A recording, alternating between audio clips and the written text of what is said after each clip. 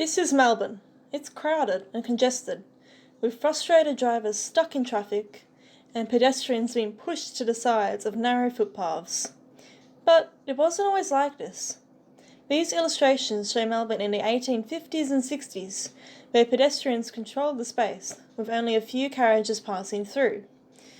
Fast forward to these postcards from the 1920s, and you can see pedestrians walking in every direction through the CBD's busiest streets. And it's the same in these photographs from the 1940s.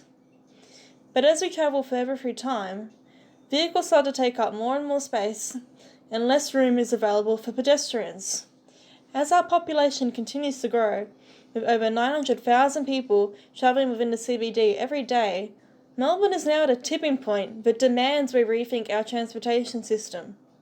So, what's the solution? Superblocks.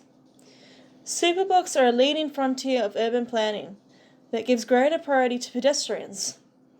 Originally introduced in Barcelona to combat air pollution and traffic, Superblocks redesigned city blocks by relegating cars and public transport to the streets forming the perimeter, while the inner streets are shared places primarily for pedestrians and cyclists.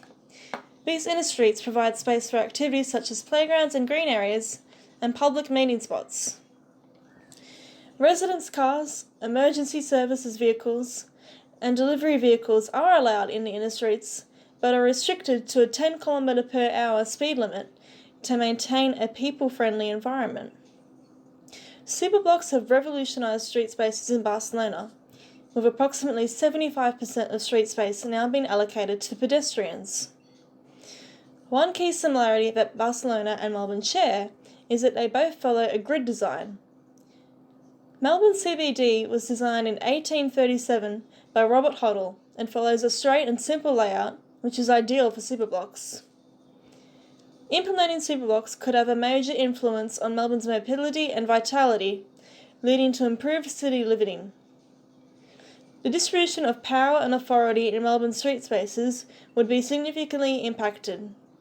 Currently, Melbourne's transport network is highly car-centric, with roads and on-street car parking accounting for 61% of street space. Superblocks would give power and space back to pedestrians. Challenging urban governance to reprioritise space allocation will reshape the city network, reduce crowding, and resolve conflicts over the limited footpaths. Reorienting the function of street spaces will also reduce traffic congestion, resulting in increased mobility and efficiency.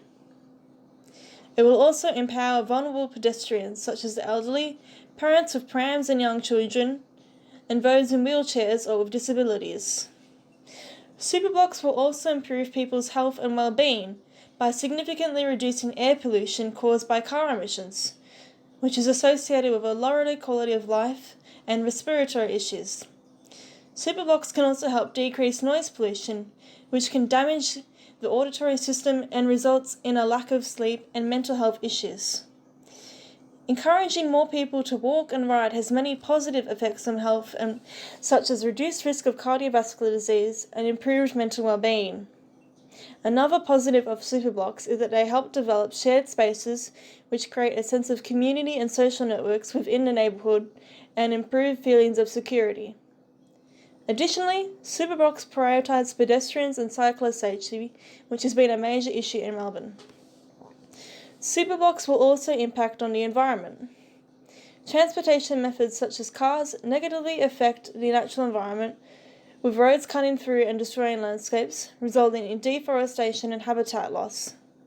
Superblocks will also provide room for more green spaces and biodiversity, which encourages interaction with the environment, leading to a more sustainable and livable city.